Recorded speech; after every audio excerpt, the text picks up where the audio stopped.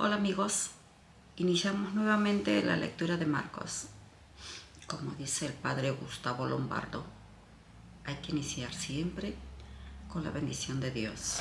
En el nombre del Padre, del Hijo y del Espíritu Santo. Amén. Padre nuestro que estás en el cielo, santificado sea tu nombre. Venga a nosotros tu reino. Hágase, Señor, tu voluntad, en la tierra como en el cielo. Danos hoy nuestro pan de cada día. Perdona nuestras ofensas, como también nosotros perdonamos a los que nos ofenden.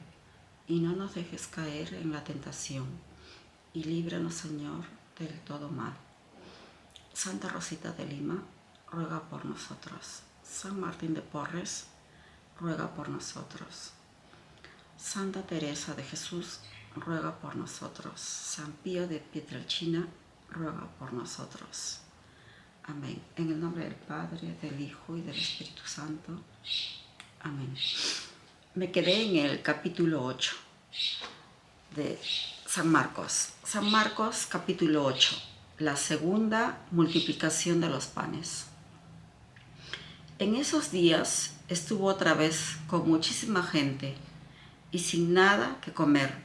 Jesús llamó a sus discípulos y les dijo: me da pena este pueblo, porque hace 3 días que se quedan conmigo y ahora no tienen que comer. Si los mando en ayunas a sus casas, desfallecerán por el camino, pues algunos han venido de lejos. Sus discípulos le contestaron: ¿de dónde podríamos sacar en esta soledad el pan que necesitan? Él les preguntó: ¿cuántos panes tienen? Ellos respondieron: 7. Entonces él mandó a la gente que se sentara en el suelo, y tomando los 7 panes, dio gracias, los partió y empezó a darlos a sus discípulos, para que los repartiera, y ellos se los sirvieron a la gente. Tenían además unos pescados. Jesús pronunció la bendición y mandó que también los repartieran. Todos comieron hasta saciarse, y de los pedazos que sobraron, recogieron 7 cestos. Unas 4,000 personas habían comido. Luego Jesús los despidió. Enseguida subió a la barca con sus discípulos y se fue a la tierra de Dalmanutá. Abro paréntesis. En la primera multiplicación de los panes, Jesús multiplica los panes, pero para los judíos, para los hebreos. Y en la segunda multiplicación de los panes es la gran mayoría para los griegos. Si bien es cierto que Jesucristo no podía salir de Tierra Santa, o sea, él no podía ir, por ejemplo, a Siria, no podía ir a Babilonia, tenía que estar en Palestina y en el pueblo hebreo. Pero llegaban a Tierra Santa en aquellos tiempos los griegos. Los griegos eran paganos porque los griegos no creían en el Dios de Abraham. Ellos creían en sus dioses de los griegos, ¿no? Creo que es Apolo, Atenea, el dios que tiene sus alitas en sus pies, o este dios pequeñito que tiene su flecha y que hace que todos se enamoren. Eso eran los dioses de los griegos. Pero para ellos también Jesucristo predicaba, porque ellos venían a él hambrientos de la palabra de Dios, porque habían escuchado de Jesucristo, que curaba y hacía milagros. Por ejemplo, la multiplicación de los panes es solamente un milagro porque es La multiplicación es la creación, la intervención de Dios. Por eso Jesucristo pudo hacer la multiplicación de los panes y los peces porque es obra de Dios. Si es obra de Dios, es un milagro. Pues hay casos que no es obra de Dios, pero dicen que es milagro. Pero tiene que ser creación y obra de Dios para que sea milagro.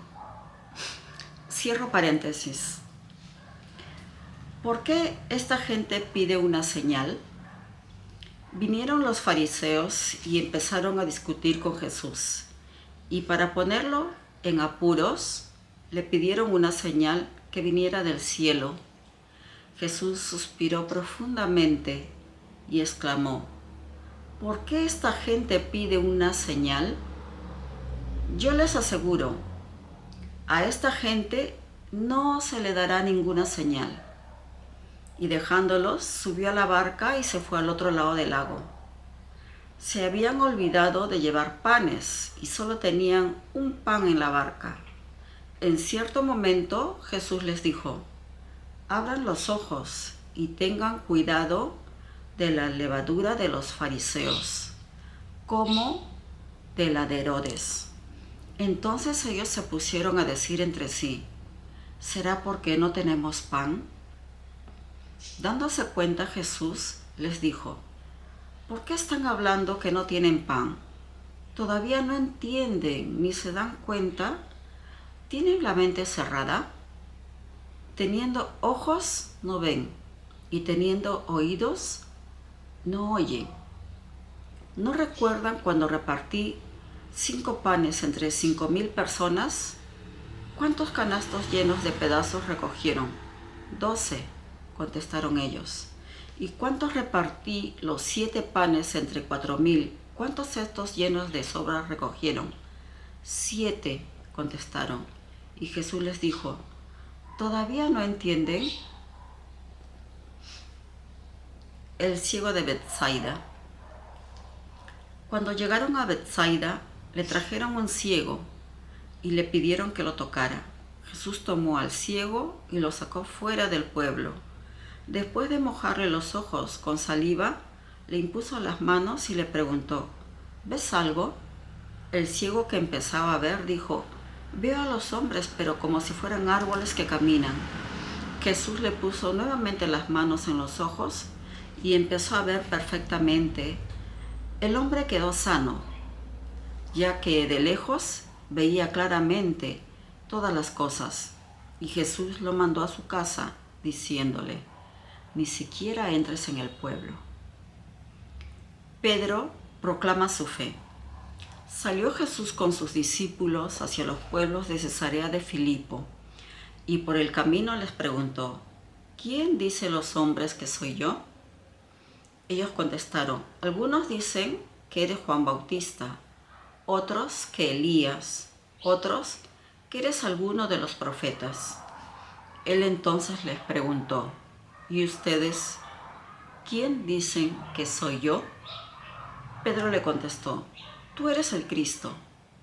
Pero Jesús le dijo con firmeza: no se lo digan a nadie. Luego comenzó a enseñarles que el Hijo del Hombre debía sufrir mucho y ser rechazado por los notables, los jefes de los sacerdotes y los maestros de la ley, que iba a ser condenado a muerte y que resucitaría después de 3 días. Abro paréntesis. En la Biblia siempre hay números especiales: el número 3, el número 7, el número 12.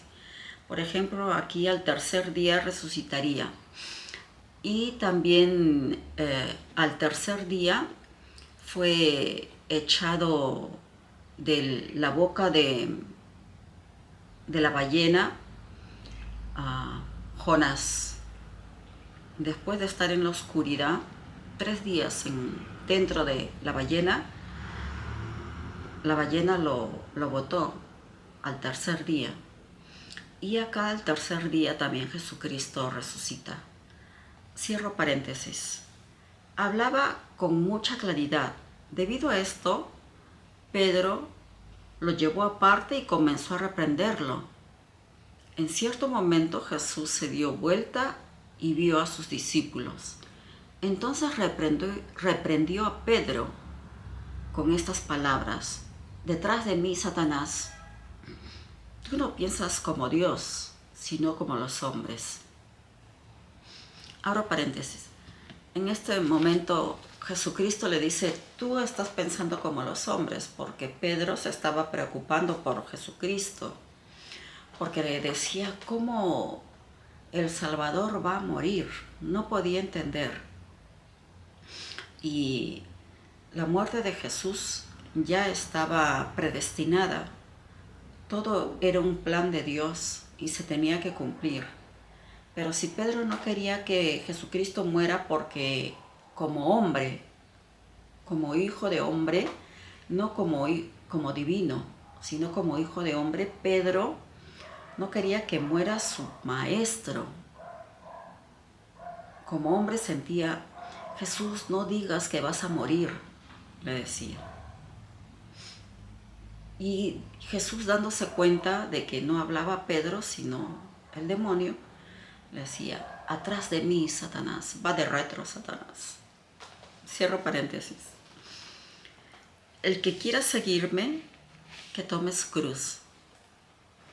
Luego llamó no solamente a sus discípulos, sino que a toda la gente, y les dijo: si alguno quiere seguirme, que se niegue a sí mismo, tome su cruz y sígame. Pues quien quiera asegurar su vida, la perderá, y quien sacrifique su vida por mí y por el Evangelio, se salvará. ¿De qué le sirve al hombre ganar el mundo entero si se pierde a sí mismo? Pues ¿de dónde sacará con qué rescatarse a sí mismo?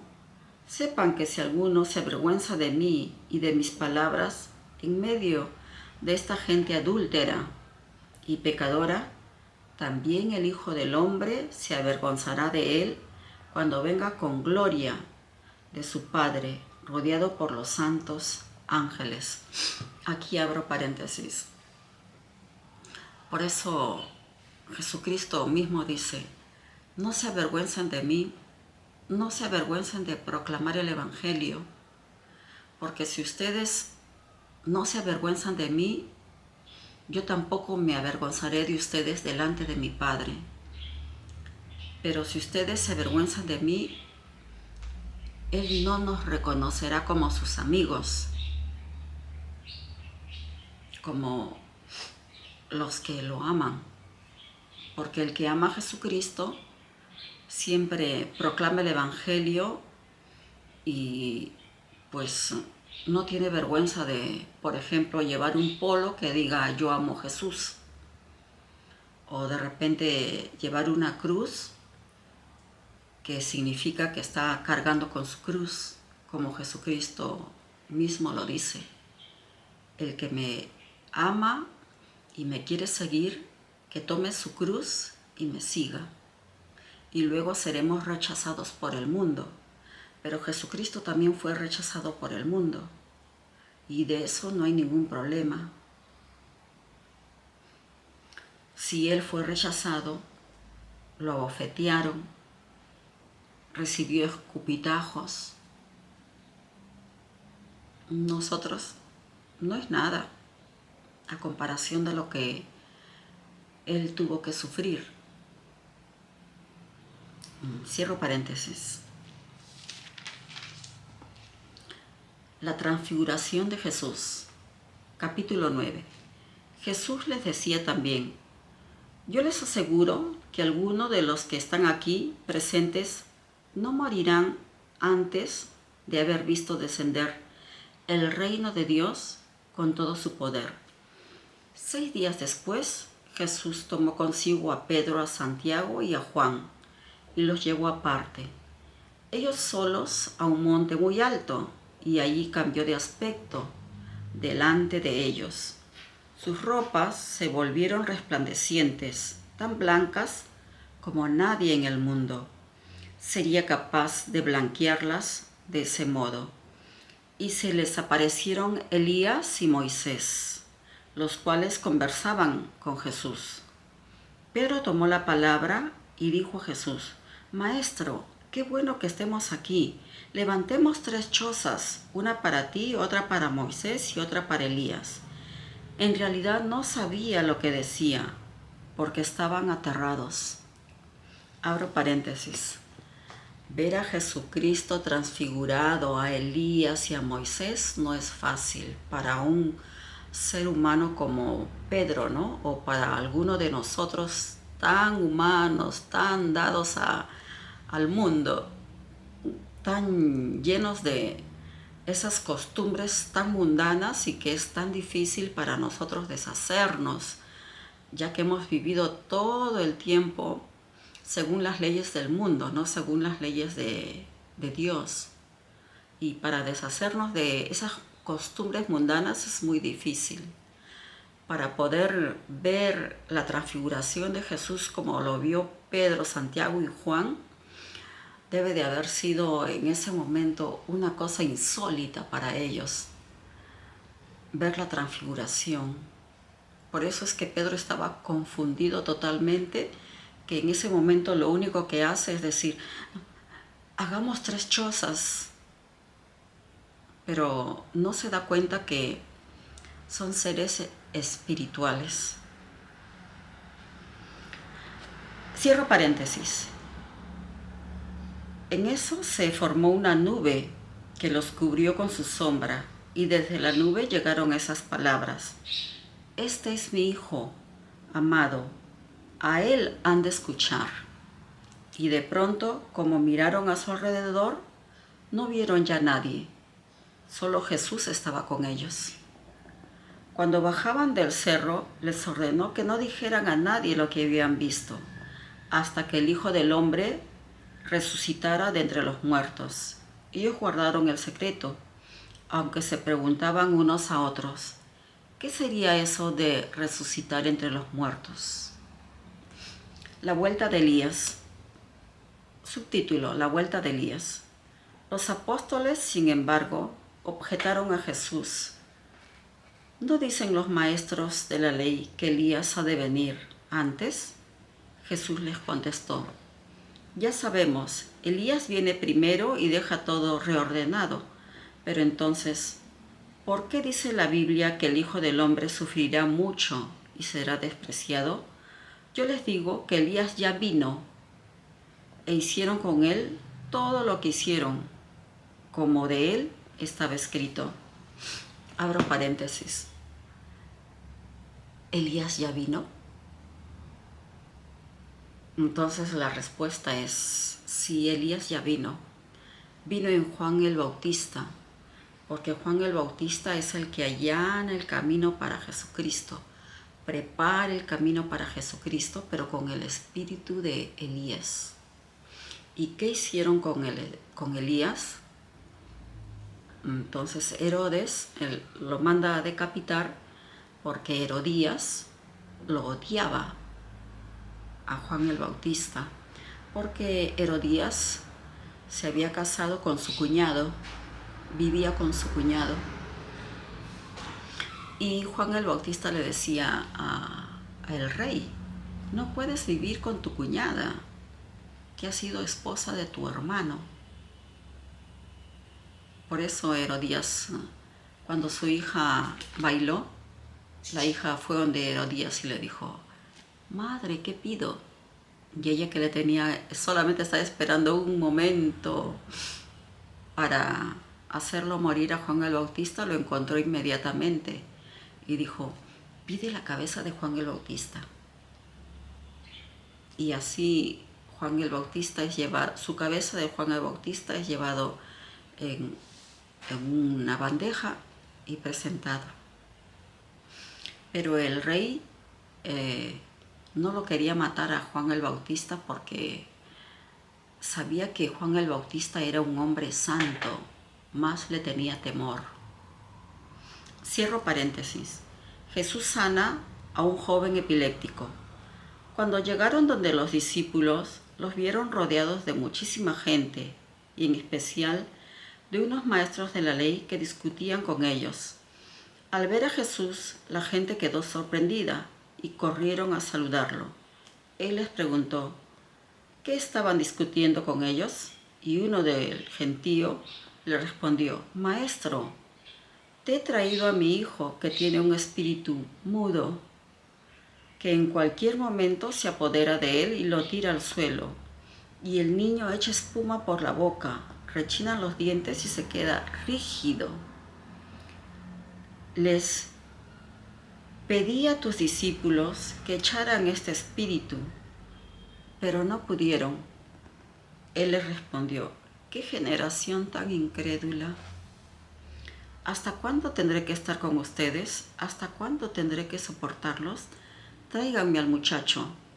Y se lo trajeron.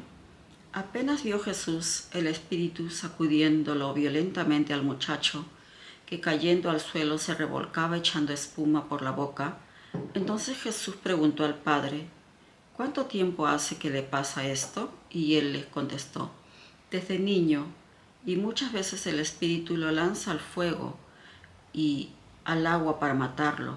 Por eso, si puedes hacer algo, ayúdanos, ten compasión de nosotros.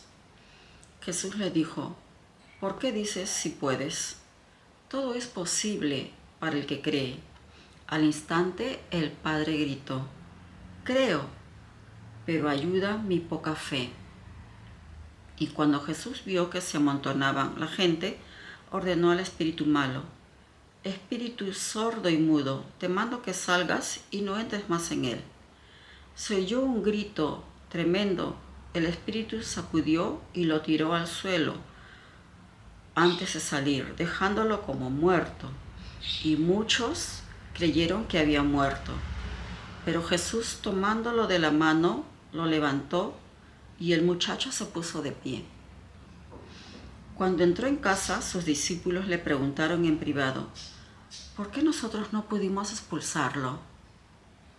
Y él le respondió, esta clase de demonios de ningún modo puede irse sino mediante la oración.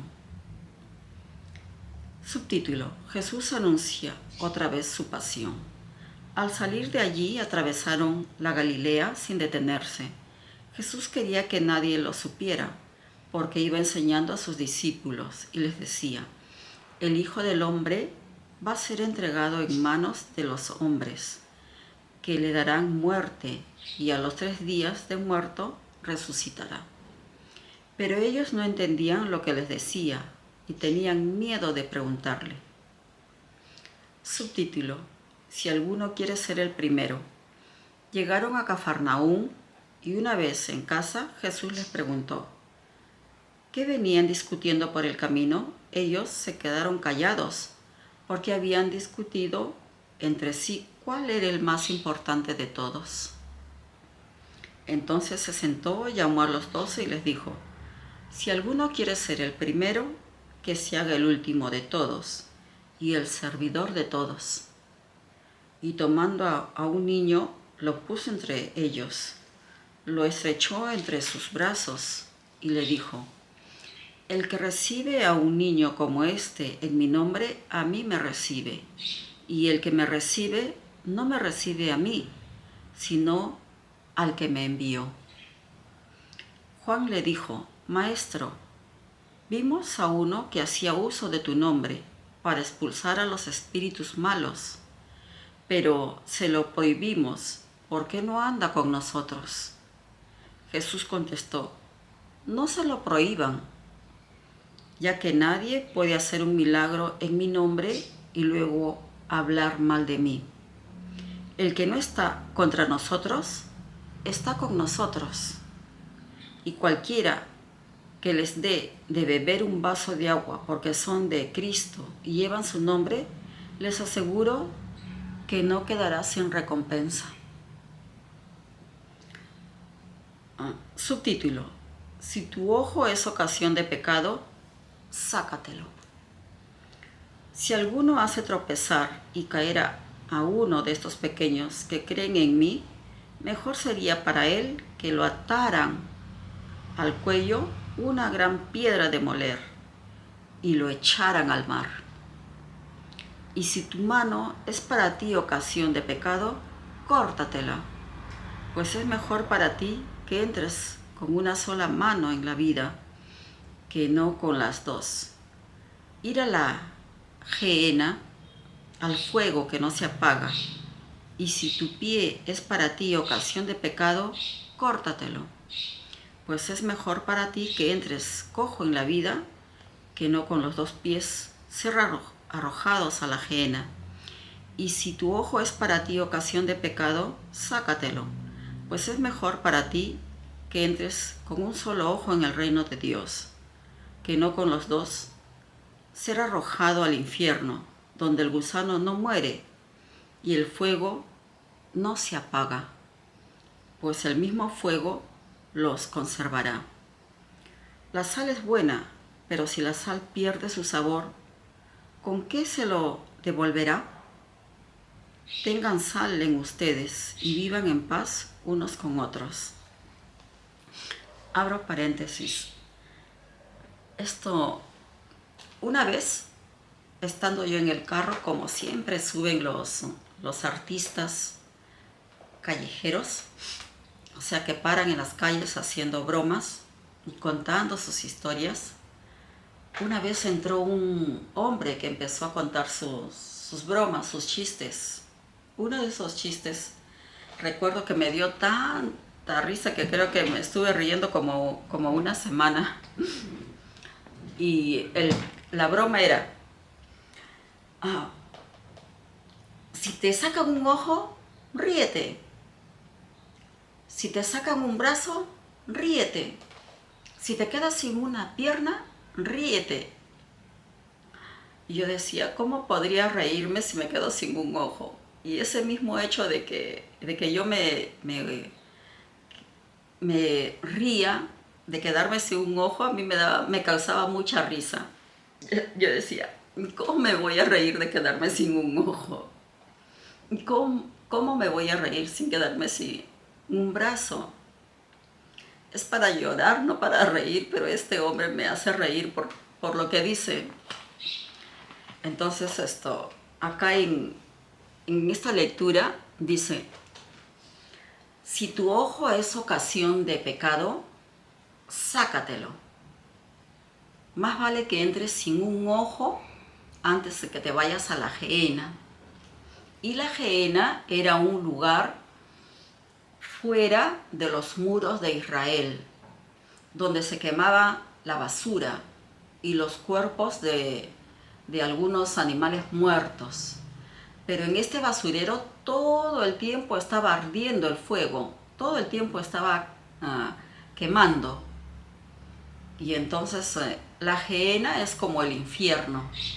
Es una manera de decir que es el infierno, que es un basurero donde se quema todo. Pero el fuego nunca se apaga. Y entonces en el infierno están los cuerpos que nunca son disueltos por el fuego, pero el fuego sigue ardiendo, pero el cuerpo no se acaba. Y el cuerpo sigue sintiendo el dolor del fuego, el infierno. Y entonces Dios dice, si vas por la calle y miras a una mujer con deseos, ya pecaste.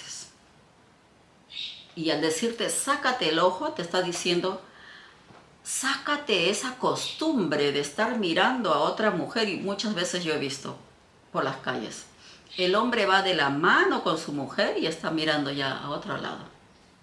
Esa mala costumbre que tienen muchos hombres. Y de repente no solamente los hombres, ¿no? De repente también ahora, como estamos tan modernos, de repente también las mujeres. O también te dice, si tu pie es ocasión de pecado, sácatelo. No quiere decir que literalmente te lo cortes, sino que la mala costumbre que tienes, por ejemplo, de repente de patear, de tirar una patada a una persona, a un niño o a un anciano, esa mala costumbre terrible de golpear, olvídate de esa mala costumbre. Porque si no vas a entrar a la gehenna con tu pie. y tu pie también va a sufrir el dolor sempiterno, ¿no? El dolor eterno, el dolor eterno de las llamas del fuego del infierno. Entonces, quítate esa mala costumbre.